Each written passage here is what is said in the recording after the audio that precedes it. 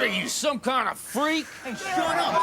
Okay, come on. I'll kick your ass. No one talks to my son like that. It's okay, Scott. You motherfucker! I got your hood! I got your hood! Okay, settle down. It's okay. Come on. Somebody television show. Calm down, all right? Okay, I'm all right. Okay, everything okay? Okay. All right, get this jerk out of here. I'll give you a piece of mother. Oh! He's biting me! He's biting me! The is biting me!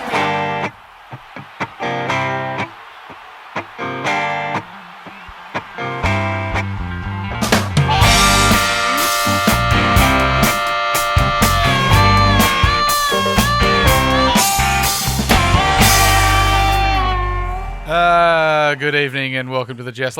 Less bravado this week. Bravado, is that the word I'm looking for? It is the word you're looking for, Naggy. It's something that's in short supply in Newcastle at the moment. So I hope that we can offer some bravado to you in these bravado-less times, Jousters. Yeah. My name is Naggy. I'm here, of course, with my co-host Liam. I'm a good Canadian boy. Now, Liam, you're not wearing Knights paraphernalia? No, I'm trying to bring bravado by incorporating a sport that a team I follow is successful in at the moment, which we'll discuss later.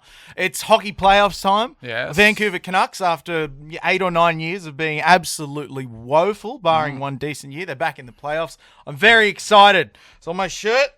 If you're watching in the visual medium, it says... That's Quinn Hughes. He's the Canucks captain, 24 years old, best defenseman in the league. Already the best defenseman the franchise has ever had, and he's my son, and I love him. I'm very proud of him. So while one of my teams is falling apart, capitulating, and burning in hell, one of my teams that I follow is doing well, and God wouldn't let me have... God wouldn't let me follow two teams. We grew up Catholic. They did. We do. And, a part of being Catholic is if you enjoy a thing, you have to have your heart broken by another thing.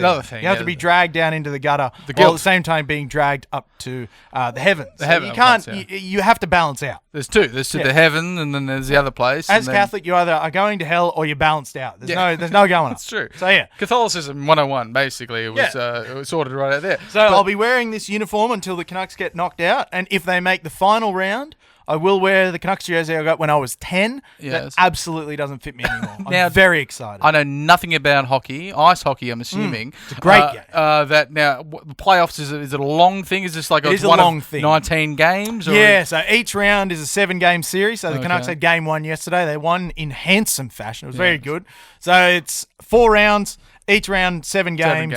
And so you can either win in 4 or you can win in 7. So it's a commitment. Okay. It's a heavy commitment. A very time heavy. Do they play every week or do they play every day or they every couple of days? Every couple of days. It'll usually be every 2 days, which is particularly challenging given the Canucks are playing against Nashville. So every 4th day, they'll have to travel, I think, 3,200 kilometres. Nashville doesn't seem like a place with much ice. No, it isn't. But that's the thing about, modern air conditioning. You can have ice everywhere. You like. Yeah. The first ice hockey in Australia was played in Melbourne in the 1890s when air conditioning technology was kind of in its infancy still. So where did they get it? Where did they get all the ice from? The Arctic. They might have got it from the Antarctic. The Antarctic. They were stupid taking from the Arctic. It's all the way up there. Be foolish. Take it from the Antarctic, the land without bears. Yeah, because Anti-Arctos. Exactly right, Liam. Those Latin speakers in the crowd. All of you out there still practicing Latin. Who says it's a dead language? Yeah, Liam, I unfortunately was too close to my home there on the Central Coast, far away from Newcastle, but really wish that I could have had some camaraderie behind me watching the unfortunate results of the game on the weekend. I really wish I might have been at a place where there's lots of Knights supporters watching the Knights game in a sense of community, banded together, brothers in arms at the Wickham Park Hotel. I wish I was there too. Unfortunately, I was at work and I had it kind of running in the background. I was keeping an eye on it and also didn't feel any camaraderie, didn't feel any joy. But at the Wickham Park Hotel, if I was there, I'm sure I would have. Yes. Even with a loss, even a circumstance like the Knights went through, I think it still would have been a good sense of community, I think is the word you use, which I like. I did. It means there's a lot of people with similar interests being together, and that's what we're all striving for. Or even the kind of community where there's people of very little similar interests. Oh, that's true. That takes all kinds to make a world. That's just people. It does. But when the world is asking, there's information they must be presented in the form of the news, Liam.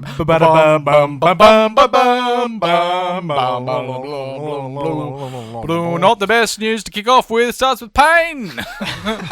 As often the news does, it's not always good time stories. Actually, if you watch the news, and sometimes it's not very much good stories, maybe towards the end there might be one good story, but we'll start off with a bad story with our very own Kalen Ponga. That's how they keep the populace under wraps. Yes. They constantly tell us how bad things are. Scared. And they say, you scared. You have to be scared every day. Yeah. Don't go out and enjoy your day. No. There was someone who got blown up in Sudan. And I'm a bit scared because our own Sudanese sort of man, well, he's quite thin, and Kalen Ponga is missing 3 months. 3 months now? 3 months. 3 months. Possibly 3 months. That is 1/4 of a full calendar year. half a season. That's half a season. in the middle of a season. Oh, that's the worst part of the Ish. season to miss. It's like the 2/3 Yeah. bits. I don't know how to do. Now, this fractions. is an interesting injury that Kalen's got that you don't hear about often. It's a Liz Frank injury. Now, Frank, we yes. have done the hard work for you, Joust. We've gone in, we've done the research, we've pulled out our Encarta Encyclopedia. So we're going to explain to you just what a Liz Frank injury and how it was discovered by Mr. Liz Frank himself. Because it's not Elizabeth Frank, which No, I thought. No, which is good because I don't advocate violence against women. And if it was Liz Frank, I would have found her and beaten her up because I don't know who she is, but I don't like her because of what she did to Kalen. But anyway, the Liz Frank injury was first diagnosed by Jacques Liz Frank de Saint-Martin. Yeah. And Yep. what a Liz Frank injury. Sorry, I lost track of Now, my this my is words. true. This is not fan fiction. That we Yeah, we're not created. making this up, No, Joust. This is true. So Yeah. Liz Frank joint, where the Yes. injury happens, Yes. of course, is the point at which the metatarsal bones, Uh-huh. which are, of course, the long bones that lead up to the toes, Yes. and the tarsal bones, which are the bones in the arch, connect. Lower the groin. ligament, it's the lower, Lower it's the groin. lowest Very, very groin. lower groin, It's the yeah. lowest groin. The ligament itself is a tough band of tissue that joins two of these bones. It's important for maintaining proper alignment and strength of the joint. Now, again, we're not medical professionals. We know we can't. But claim to proper be so. alignment and strengthening of a joint, I think, is a good thing. We possibly are learning things that we should have known before Yeah. the Joust v Cessnock City Council came out, and we're learning and we're making sure that we're not making the same Yeah. mistakes again. Misdiagnosing. We weren't stripped of our licenses. We voluntarily handed them back in protest. But it was interesting. He came out with the Neapolitan Wars. The ice cream war. The ice cream wars. You're going to be fighting for the chocolate or the vanilla, and there's someone trying to get the strawberry. You let the strawberry go because you're trying to protect the Which chocolate. suited me because the strawberry was always my favourite, so I'd just eat the strawberry. It was Oh, great. wonderful, yeah. But we're going into a bit of a history lesson here, Joust. As we all know that Naggy and I were students of history. We love the pastos, the people from the past. We have lived in the We past. have lived in yeah, the past. yeah. In fact, quite far into the past compared to some of you youths out there listening. But anyway, the Napoleonic Wars. Now, I don't know if you've heard of the Napoleonic Wars. Once or twice. 1803 to 1915. Yes. They were brutal. They and were. France found itself running short of physicians. Yes. Now, Jacques Liz Frank de Saint-Martin, He who wasn't was, a classic physician of a war. He was an OBGYN, which, what did you think before this show that meant? Obgyn. Obgyn. He was an Obgyn, which... I thought maybe he had a lot of, like, you hear some Australians, they'll be like, oh, this is the title, and they've been given a Order of Australia medal. Yeah. Like, and I thought that possibly had a lot of medals. But no, you're he saying looks at that... vaginas all day long. You're saying that he's a vagina doctor. He is, and he was pulled in to help wounded soldiers on the battlefield out of necessity. Now, one day, Naggy, one day. That wasn't known for the time when there was lots of women on the battlefield either. No, there was none, in no. fact, which is why he wasn't on the front. He was back home treating the women because there was no women at the front for Of him course. to peer into. One day, a soldier was dismounting from his horse, much like a knight would. Oh, Naggy. yes. But his foot became stuck in the stirrups. Again, stirrups used famously by knights. And now this compromised the blood flow to his lower limb. Oh, I hate when I can't get blood flow to my lower limb. Ew. And created a gangrenous foot. Yeah. Liz Frank described the surgery as amputation of the foot through the tarso-metatarsal articulation. Now, Naggy, that worries me. It does. Now, we all follow NRL Physio on Twitter. I hope you do, Sometimes. Joust. He's Yes. fantastic. He is a medical professional, He so we is. can. He didn't mention anything about an amputation. Did No. you hear about an amputation? No, I missed Was that a part. James Hooper article? Possibly, perhaps? yeah. He might be talking, if the foot's no good, take it off. Yeah. I know there was, of course, Alex Crichton. Angus Crichton, his Yep. brother, I decided to take his finger off when there was a problem Yeah. with the small joint Which at the that's end the of most noble thing you can do for rugby league. The most noble thing that you can do for rugby league is sever a limb or a digit or a joint. Yes. Professional pussyfooter, as you might say. This particular physician was. Well, not Angus Crichton, because he was missing one of his pussy footers. No. Demonetized immediately. That's all right. We had a good run. Run. But anyway, there's Adam O'Brien learning about Mr. Liz Frank himself. Yeah. We were as surprised as he was. Well, as he said, as he put all of that information, it doesn't look good for us at the moment, does it? No. I didn't know they played rugby league during the Napoleonic Wars. Apparently not. Maybe it would have been a really short war if they had. It would have just gone for 80 minutes. Downtime. Maybe an extra 10 minutes if they get through Golden Point. Apparently, everything was going quite well in Russia, and then they decided to hang out in St. Petersburg, and they said, actually, let's kick off a few games. And then the winter came, because it's a winter sport. It's a winter sport, of course. And then they had to wait for the winter, and then they go, hang on a second, we can't get home. And then, 400,000 people froze to death. Yeah. So famous march from Moscow. From night's misery into further night's misery, but with a twinge of maybe a silver lining of a cloud. Shouldn't that saying be a golden lining? Like a silver lining, that's like, nice. It's okay. It's all right. Like something better could happen. Yeah. If it was a gold lining, so this is the best thing that could happen. Best thing. Every cloud has a gold lining. Anyway, we asked Barry Toohey on Twitter. We didn't. Well, someone did. And I appreciate that someone, did our homework for us, asking about the return of Tyson Frizzell. They reckon he could play him through the middle with the decent form of KVP and Lucas. That's the tweet. That's not us saying that. Yep. Barry says maybe next week he'll lift the intensity wherever he plays. Now, I find that a confusing tweet. Yes. Because when he says next week, does he mean the next week as in the next one that's next happening? available, I think or so. the next week after this one? Well, no, I think he's like, quite is a next literal... weekend the next weekend, or is it the weekend after next? That's always been a point of contention. Yeah, look, I always get stuck in this one as well with people that I say this weekend, and then it's like referring to the closest one, and then people say it's next weekend. Also the closest one. I sometimes on the Sunday will start referring to the next Saturday is this Saturday. And then some people say that's next Saturday. Well, see, then you also arise the conundrum: does the week start on Sunday or Monday? Yeah, depending which calendar you buy. Beginning some to start sound Monday, like some start Sunday. You're beginning to sound like my wife, and you might be playing the part of wife if you get this up. No, it is. I go off what I think the calendar on the computer. Are you going to be my OBGYN, Naggy? I'll be your obgyn. Have a peer. If you go on your iPhone or go on the calendar, the Gregorian calendar, the Gregorian of course, Sundays, which we use, and obviously the civilized world, and the seventh day he rested. I think that's something. It's pretty lazy. You'd only been working for 6 days. 6 days, yeah. Well, you need to rest. Everyone needs to rest. Work-life balance, as Brent Reed thinks, is a terrible thing. I say this. Everything beyond Sunday, you get over the hill of Sunday, and then it's like you're on the hill of Sunday. You're looking down at the next week, and then you climb back up. Saturday you can't see over, so it's next week. It's a Sisyphean nightmare. I just say the date. I've gotten to the point where it's like a video. I'll just say, "What are you doing on Saturday the 8th?" Yeah. But then I'm so terrible at remembering things. I'm like, "What are you doing Saturday the 8th?" And they're like, "Oh, that's the next Saturday." I'm like, I don't know. It could be any Saturday. I'm really bad with making plans that are about a month ahead, and I go, sure. But it's like, Cassie probably does this to you, and your wife probably does this to you. So what are you doing on Thursday 2 months from now? I don't know. I don't know. Yeah, it's the same with doctors. When you make a doctor's appointment, it's like, will you be free Tuesday afternoon in 6 months at 3:30? Sure. Let me check my calendar. Of course. Will I even be employed by then? Will I still be married by then? Will I be here? Will I have a home over my head? Will I be Will I dead? have been extradited to some third world country? Oh, heaven only knows. I might have a Liz Frank injury. This is why we keep missing going to the Wicker Park Hotel. We do miss out because there's so many things going on that we don't plan for. Our very own Jack Hetherington didn't exactly keep up unplanned encounters.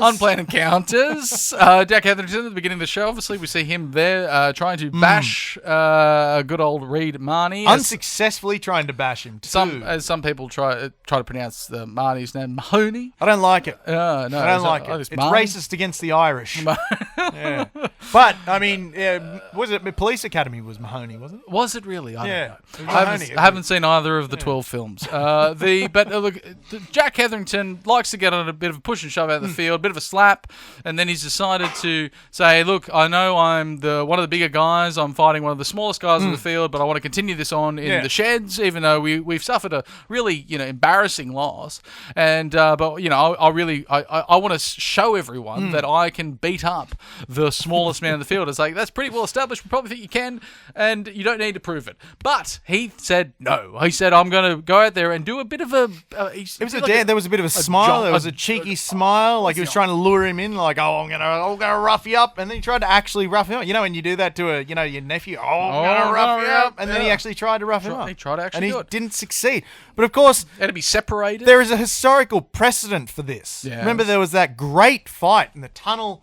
There was an Australia-New Zealand test match. It was Kevin Tarmady and I can't remember maybe Les Boyd. Violent. Men of violence. And the New Zealand guy really got the better of him. But they actually threw punches. It was great. Punches. But we've discussed on this show in the past, of course, we are very in favour of violent assaults on the rugby league field, within the confines of a rugby league field. Yes. Off the field, we are not fans of violent assaults. Yes. This, however, has kind of blurred the line, Naggy. Does this fall under the purview of an on-field assault because it wasn't on the field? No. But is it an off-field assault because it was inside the stadium? No, it's off-field because it's sort of like whenever you try to play a junior rugby league game in Stockton, both players, parents, and everyone tries to take either the referee, other players' parents, whatever, out to the car park. Yes. Out of the car park, and we'll fight you out there. That's you're taking that off the field. The dumbest rugby league threat I ever heard. I was playing for South Lions in under-17s. We went out to Toronto and we were playing the Toronto Scorps, my new hometown team. And there was a couple of fights popped out during the game. Remember, it was under-17s. We were all below drinking age. And one of the Scorps players just started yelling at us, I'm going to find you boys at Kingers. I'm coming at you. I'll see you. King Street. I'm coming for you. Well, why would we go to King Street? Don't know. We shan't be allowed in. All young. We don't have any money. No. You're not going there because you have to take the 270 home. Yeah. So you're not going to King Street. You have to get your It parents. was so stupid. And then the guys at South were just like, well, we're here now. Yes. Within punching distance. Could do it. We could do it now. No, I'll find you fucking Kingers, bud. Yeah. No. Well, logistically, it's a terrible option. Yeah, we should have won the comp. Turns out our players just love drinking and fighting. Adam O'Brien had an interesting perspective in the post-match regarding the tussle in the thing of basically saying, I don't know anything about it, which is which I like the 3Ds, deny that it ever occurred. I don't know anything about it. I might learn about it later, but I'm going to ask any questions. Well done, AOB. Very good working around all the cameras on you. Notably, he's been very quiet ever since. He hasn't come out and, slapped Hetherington on the No, maybe the scared NRL did that. Not the first time for our very own Red Mist. In fact, it's the ninth time. Ninth time. Starting way back in 2018 where he was binned playing for Penrith. Then he was binned again playing for the Warriors. Binned playing for Canterbury. Binned playing... He's sent off playing for Canterbury. He has been sin-binned at every single club he's played for. Now, that is dedication to rugby league violence. And if we look at now, someone broke it down on the internet... Joust, I thought I'd bring it up here. We're, again, mathematicians at heart. Yes. We love numbers. We love everything about them. Addition, subtraction. All of it. And we looked into the internet and we discovered that in 9 sin bins in 75 games, that means that he gets sin binned once for every 9.375 games he plays, which... That has to be a record. It's up there. That's an amazing record to hold. Look out, Victor Radley. He's coming after you. But with I think he's well ahead. With only half the talent. Yeah. Look, for a guy that's very aggressive, when he plays, I know, you think aggressive guys are just wildly. And they're push me and I'll hit you. But when he plays, he's really tight. He plays within himself. And then when there's a push and shove, he comes out. But you can't win anything when there's a push and shove because everyone's watching. There's 13 cameras. So I don't know. He just seems... Well, it could be one of those things like when you're a professional boxer or, you fight MMA or you're a black belt, your fists, your feet, your knees, your head, they're considered lethal weapons. Deadly weapons. Yeah, and for a man who grew up in Belmont, apparently can throw mugs with the best of them. Maybe if he punches Reed Marnie in the head and he kills him, that's assault with a deadly weapon. That's true. But weapon made up of 5 metatarsals. You have to open the hand. It's the open hand. He'll probably slap me if he hears this, and then I'll be dead, and then, the charges will stick. But we had a good time. We did have a good time, but it's not the only thing happening. It was outside the Newcastle Knights. Very surprising things. James Fisher-Harris. This one popped up out of nowhere. Usually with such enormous signings, there's scuttlebutt around. There's the biceps. Enormous. There's usually the Hoopers saying that he's going to sign for 25 years for Mounties and all this nonsense. But no, the Warriors have made the biggest signing of the last decade. Yeah. They've signed another alphabet soup brother with James Fisher-Harris to go to the Warriors for 4 seasons beginning next year. Now, with the AFB loss, obviously they were looking to replace him with someone with a similar amount of names. You had to have the same amount of names. And not only that, they had to be top 3 prop in rugby league. Yep. And they've essentially done that. Yep. Now, a short list, is it? They've shortlisted. Now, there is not many more Kiwi people than James Fisher-Harris. It's a logical choice. Yeah. He's very, very Kiwi. If you have a look at him, like, you could see him carrying a crate of long necks of lion red through the pub. Yes. Punching people into the jukebox, like in the great film They Once Were the Warriors. Maybe some scaffolding over his shoulder. They love building scaffolding. They love it Kiwis. up there. They absolutely love it. But the Gold Coast, they really got a real handle over the whole industry. Oh, everywhere. Yeah, it's all Maoris and the Irish. Lots of Irish in the scaffolding industry in Mayfield. But that's, I think it's safe to say that might be one of the biggest signings in Warriors history. Yeah, perhaps. I think possibly. Maybe they've got obviously the guy that came back from rugby named RTS, JFH, AFB, CNK, CNK, CHT, TMM.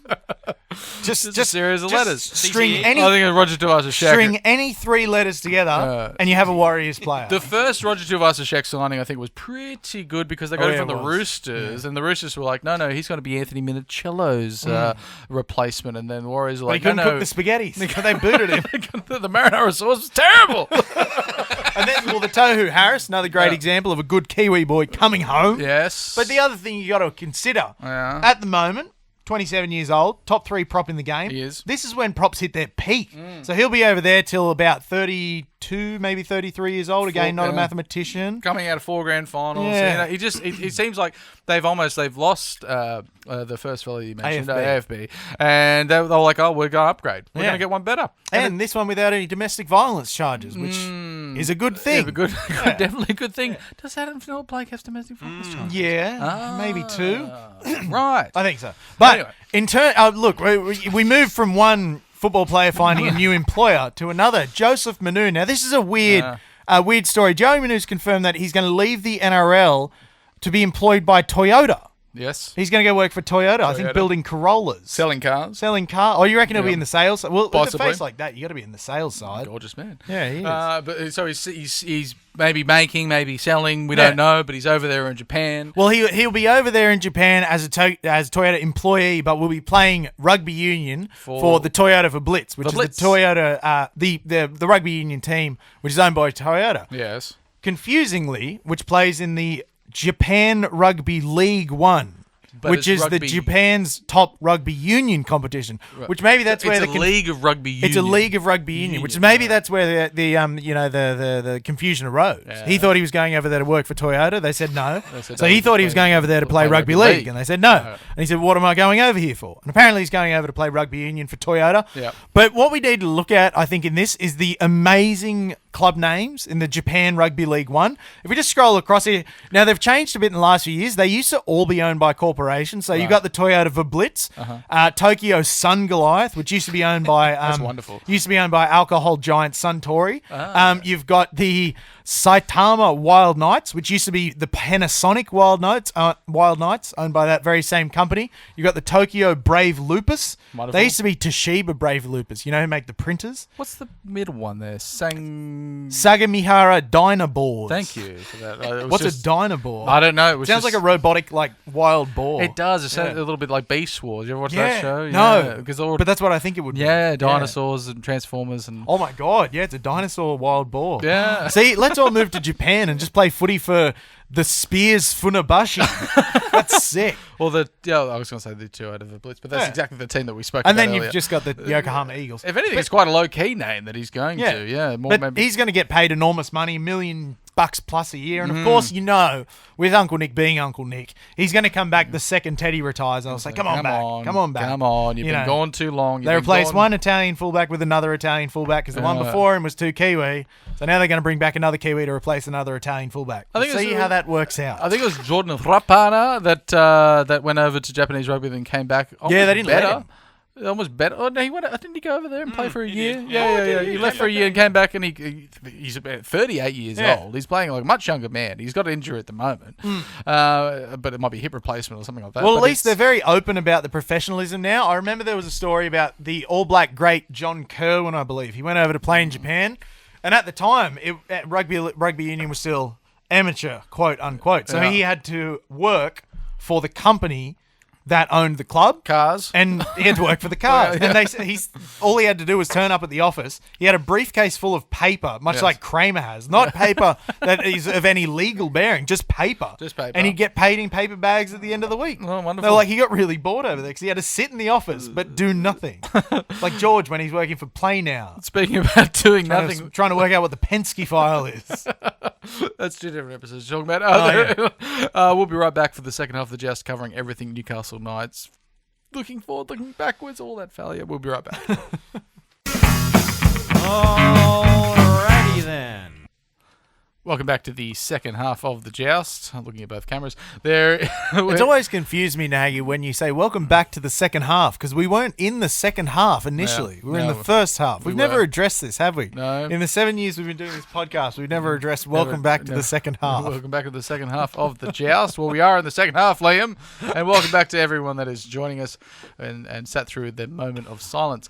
It's an unfortunate time that we have to talk about the review, Liam. I know this is something that you don't like. We lost to the Bulldogs 12-36. So I did that the odd way around. Yeah. But they scored far more points than us. 6 tries to 2. Getting off to an early lead and us clawing back to a 12-6, only for them to really just put the foot down, scoring before half-time. And then now, I think it's important, Naggy, to start with the positives. The positives, the Knights are still kicking goals at 100%. 100%, yeah, we're still That's all for the positives, ladies and gentlemen. Thank you for joining us. That's all we could muster for the positives. So hats off to Mark Tukey. Mark Tukes still doing a great job. Look, it was we're looking at the biggest thing that happened in this game was, of course, we lost our great Kalen Ponga for a huge chunk. By that damn Belgian. Yeah, the Dan Belgium, Elizabeth Frank, but he was coming into the game a bit injured as well. But he wasn't playing well. Like you can tell he was a bit laboured coming into this. And I think I shared the thoughts of a lot of people, and I said, "Why is he out there if he's not well? Take the boy off." Well, I think a lot of people thought, and again, these people are not medical professionals who think this, and nor are we. But they kind of tied it into his injury from the week before. But the injury the week before was a cork to the hip pointer, and he got the needle, he got the magic needle, and a cork generally you can work out. It's not an overly debilitating thing over a long period. And he said before the game, he's like, I might play to half-time, and I really think the Knights... He said that? Yeah, I really think the Knights thought they were going to outmuscle them through the middle. Well, we thought that. Yeah, because... we accused their props of being made-up people. Mick, Dick, McDork. Sleeve McDougall. Yeah, it was all those people, and it was like going to be very easy. We were just going to make meters at the middle, and then Kalen was going to do his thing, and we're going to score enough points, and possibly us go in 18-6, and then Kalen come off. We'll put Tyson Gamble. But I think the Bulldogs forward pack maybe listened to the show because the first try, of course, was that made-up prop who had 4 Knights players, Naggy, on him. Count them, 1, 2, 3, 4. And yet he still managed to get the ball down. Now, I watched that, and then I had to go to work after that. How do you think my shift was? Wasn't great. No, it wasn't great. Speaking of wasn't great, Yeah. their completion rate, 66%, 26 completions Very from low. 39, yeah. And then our completion rate was slightly better. But still quite low. Yeah, we had less time with the ball. Look, our running meters were just shit. We were outrun. We were outpost contacted. We were out line braked. We were out average set distance. We made more tackle breaks, but the average set distance, 29.42. Very short. Very short. That's 5 metres per tackle. 100-metre field. Yeah. Not enough. No, less than a third, in fact. 3 line breaks. It was never a time when we thought, hang on a second, we can get this back. We look like out enthused. We look like we weren't playing as a team. We look like all the mistakes that we saved up from last week, we lay-byed for this week. And then we had to pay out. We said, we only had 5 last week, but actually we got 12 this week. Did we perhaps lay by those errors because of our own hubris? Possibly. We thought the Dogs will be much easier. We can make all the errors against the Dogs and still be fine.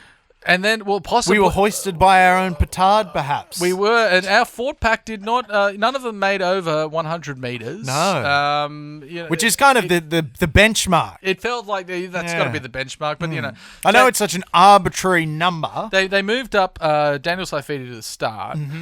They also lost Matt Croker, and they brought in Brodie Jones. The draft head chose Brodie Jones. And I really thought, they're focusing more on these sort of runners. They want these up the middle, and we just got beaten all ends up. And then we seem to go out there without a particular game plan of anything that we would attack, but they seem to really favour, as we knew they would, their side with Willem Kickow, Bronson Jerry, and they made them all look very, very good. And we thought, hang on a second, I thought we were quite good. No, we're not. No, we're not. Maybe, and this is something that obviously is not a concern when Kalen Pong is playing healthy. Maybe the game plan of give it to Kalen isn't as good when he's not healthy. Now, when there's a problem, there is also an opportunity. And, I've been wanting to see David Armstrong.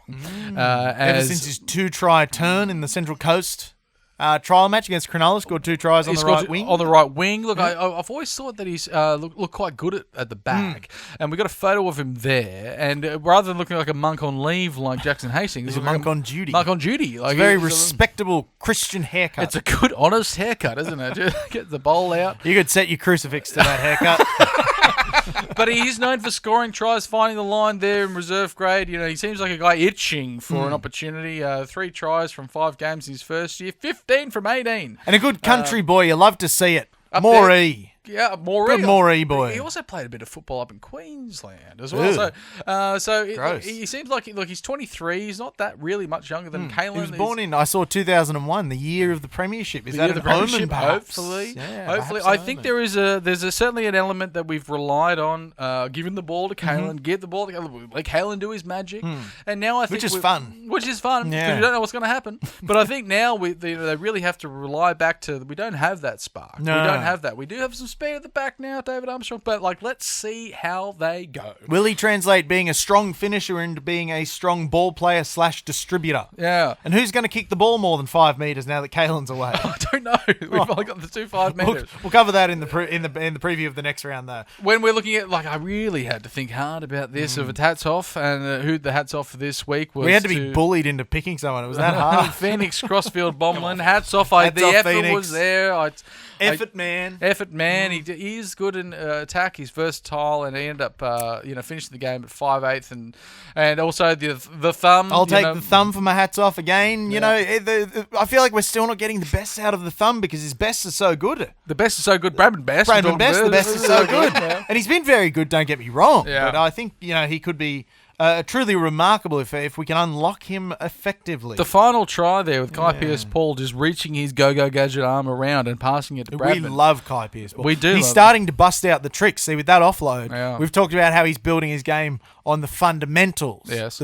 He's building the Tim Duncan game, the big fundamental. Yeah. And now he's starting to pull the trick shots out. The magician trick shots. I think we're starting to see that, and we could see a real breakout from KPP. We're going to have to see something from KPP, Bradman Best, and the likes of these leaders of the club, or these sort of the most exciting people of the club, because also when we take our hats off, we must return our hats back to our heads of players we don't think play very well. The forward pack, as I mentioned before, not 100 metres, I was going to say between them, they didn't manage 100. They cleared that quite independently, easily. They didn't. Hats back on to the entire Knights forward pack after talking a big game. And I'm going conceptual hats on as well. I'm going with Mr. Liz Frank, who we discussed earlier. Old Napoleon's very own OBGYN, Liz Frank. Hats back on to you, buddy. Yep. Go back to Brussels and eat some friggin' chips and mayo. Yeah, they did like that. It does taste nice. We call it aioli over here. No, we don't. What? Aioli is garlic. Mayo is very different. That's why when you say garlic aioli, you don't need to say garlic. It's aioli is garlic. Yeah. And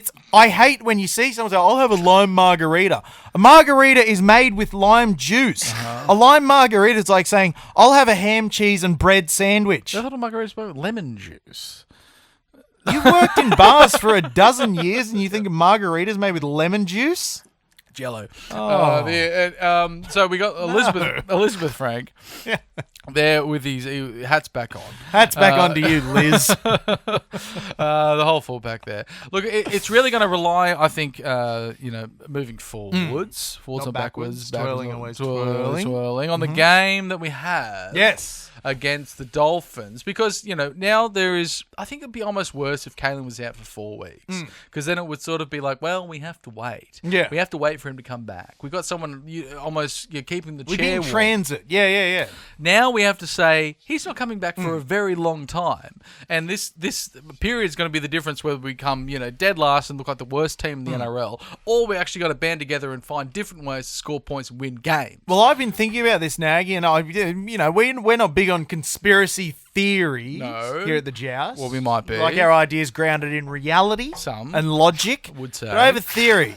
Now, last year, the win streak, the Knights looked at their best after Kalen Ponga had an extended layoff due to injury. Do you think Adam O'Brien called up Cameron Ciraldo and said, "Oi, Cam, we need a bit of a boost. Yeah. Can you get your boys to fuck up Kalen real bad?"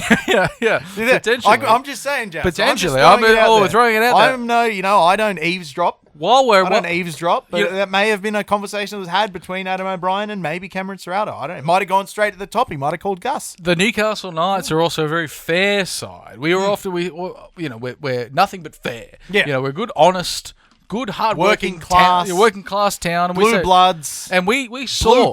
Blue collar. We saw that the hammer is going to be ours. For our game, we said, well, that's not fair. We've got our great Do you think it's an fullback. issue of fairness? Well, we said we got our great fullback playing. You don't have your great fullback playing. Let's just say neither of our good fullbacks They're all about are playing. equality. Yeah. All about equality in this fantastic town where everyone gets a go. Everyone gets a go. It's a good... You got to have a go to get a go. That's what the Liberal Party says. And so we're coming up against the Dolphins this week, Liam, at 2 o'clock. Again, Sunday, 2 o'clock. They seem to love it. We seem to get day games a lot. And remember, last year we were good at them, but this year we're bad at them. Yeah, apparently. We've looking at the team list there for the Dolphins. Troy Fuller, you say that he's a... Trey Fuller. Yeah, he's fantastic. He's one of those guys. He's kind of been a lifetime reserve grader up in the Queensland Cup. Yep. I think he's currently the longest serving Redcliffe Dolphin players in the lineup because he's been playing for the Dolphins in Q Cup for years. But he'd be about 27. It's such a great story. A lifelong reserve grader finally getting sent up to the big show, Yeah. He's got his shot. He played really well against Parramatta. I think it's great to see because that's what reserve grade rugby league is for. It's what reserve grade rugby league is about. It's about toiling. It's about working hard. Yes. It's about going to the coalface every day for 10 years. And then the hammer gets injured and you go and and you have a wonderful game against Parramatta Eagles. Similar as the Moree man, David Armstrong. Exactly. It's very, very similar to the Moree man, David Armstrong. Yeah. But a rugby league reserve grade success story is one of the greatest things you would ever hear on this earth. I think so. I just hope he has a shocker against the Knights. But if we continue looking at the team, there's threats right through, as we saw what they did to the Eels. I think one of the men that concerns me, and we'll discuss this in the reasons why we may lose. I just realised that the Frizz isn't even named. Okay. Oh, right. So he's definitely not playing. That either. No, it only just came out, guys. Bugger. Fresh. Apologies, Jousters. We didn't look at the team list as we That's often all right. don't. But the lock for the Dolphins is Max Plath. That's a great rugby league name, Max Plath. And you thought they would have really topped out with Ray Stone. They said no. Max Plath has entered the game.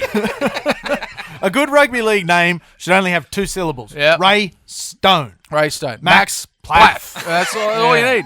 Royce Hunt. Move over, Warriors, with all of your syllables. I want less syllables. Yeah, less syllables. Make them smaller and make them tougher. So Max Plath, he's a 2-syllable man that worries me.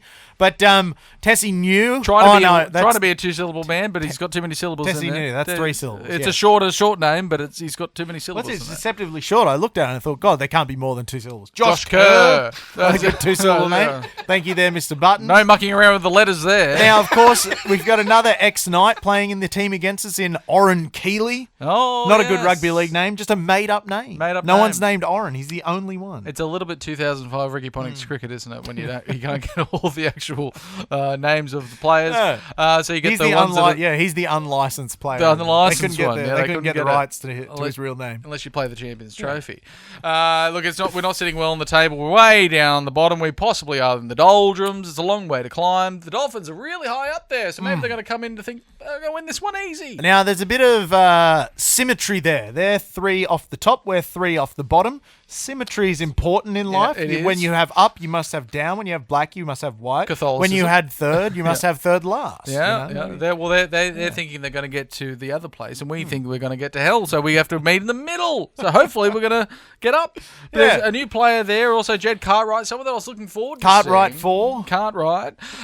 Looking forward to seeing because that's a good rugby league face. For those watching in the visual medium, look into that face. That's the face of a man who's been playing against men in reserve reserve grade. Son of John. Son of John. He's played there for the Rabbits as well as Penrith. He's come from a good school of forwards. And good pedigree. Good pedigree, and he's coming in for the Red Mist because the Red Mist can't control himself. I wonder what colour mist Jed Cartwright will put out. I think purple mist. Purple mist, possibly. Purple rain, Jed Cartwright. There you It go. also, we saw from the squad there that our very own AOB has stuck to his guns. Our guns that aren't firing all the time, but you stick with them anyway. Stick with them anyway. It's your gun. There's a lot of pressure now on these guys. Jackson Hastings, who I do think has to take a lot of ownership over this side. I know he's a talker. He's a guy with a big attitude. I really hope that he can lead the forwards around. And we got the number Trez over there in Tyson Gamble playing for in his up there in his native Queensland, playing at number 6, and also with the long boot. He's got the big boy boot on, size 12. He's the only one apparently who's got the big long boy boot. Only one. Maybe David Armstrong can kick it there. We're coming up against our old coach, Liam, in Big Wayne. Got the big head. Big Wayne head, little Wayne head. We'll see who turns up. Maybe Yeah. he'll have a stroke on the way like he did last weekend. He wasn't in the box, of course. He wasn't coaching. Oh, he was sick, wasn't he? He was ill. But he fell asleep at one stage in some game recently as well. He's getting very old. But he'll die in the coaching box, and I think that's noble. I think that's the way I want It's very to go. noble. That's Yeah. where I'd like to go. Yeah. I've already made arrangements for my ashes to be spread on Marathon Stadium. That'd be nice. Half on Marathon Stadium, half on number 2 Sports Ground. Yep. That's where I'll be Lot of ashes. interred. Yeah. A lot of ashes. But where do we win the game now? How do we win the game? Yes. It's Don't do what the Parramatta Eels did. Don't- Because what the Parramatta Eels did, if you notice this, the more astute jousters will notice, they allowed 8 tries in 30 minutes. That's not good. That's bad. That's bad. So to win, don't do what the Eels did. Look, it's a good way forward, Yeah. I think. But there's also a player playing halfback for the Dolphins, and Isaiah Katoa. He's a young, very, very mature young man in terms of rugby league nous and rugby league ability. Yep. He slows the game down around. He's one of those players where, and this is the oldest cliche in rugby league, he looks like he has time. He looks slow to play fast. He's very astute. Yes. He does things that, again, like a much more mature ball player would do. He's very, very good. He worries me, concerns me. Jake Averillo, the other danger man who I've picked out. Yes. He was obviously playing in a very, very poor Bulldogs team. Yeah, could always find the line. He could always find the line. Yeah. And he had a blinder last week. He's very pacey. Yeah. He's very tackle busty. Yeah. Very elusive. Do we have those kind of players in our team? Oh, God, I hope so. Bradman Best, I think, would be the best comparison. Is he up against Best on that side? It'd be pretty good if there was. Yeah, I think it'd be if good. he was. A good centre battle. Don't give Averillo space. There is... Look, to be honest with you, the Dolphins have just keeps unearthing these quite talented people. Not like superstars, but quite talented people. And the Knights, last year... unearth some talented people. Yeah. So it's just asking the talented people, please play talented and stop playing like a bag of garbage. And if they do that, the Bradman Best and the Jacob Saifidis and say, you both wore blue jerseys last year. Daniel Saifidi also wore a blue jersey in the past, not last year. In the past, once ago, but in the past, step up. You know, Jaden Brayley has always been talked about in this high class hooking role. Sure, we lack a bit of oomph on the wing, but we have like a true sort of ball runner rather than a playmaker in David Armstrong. This might change the game around and put a little bit more emphasis on our 7 and 6 and say, look, it's up to you guys now. You're getting paid the big bucks. The big bucks. Live up to your big bucks. Yeah.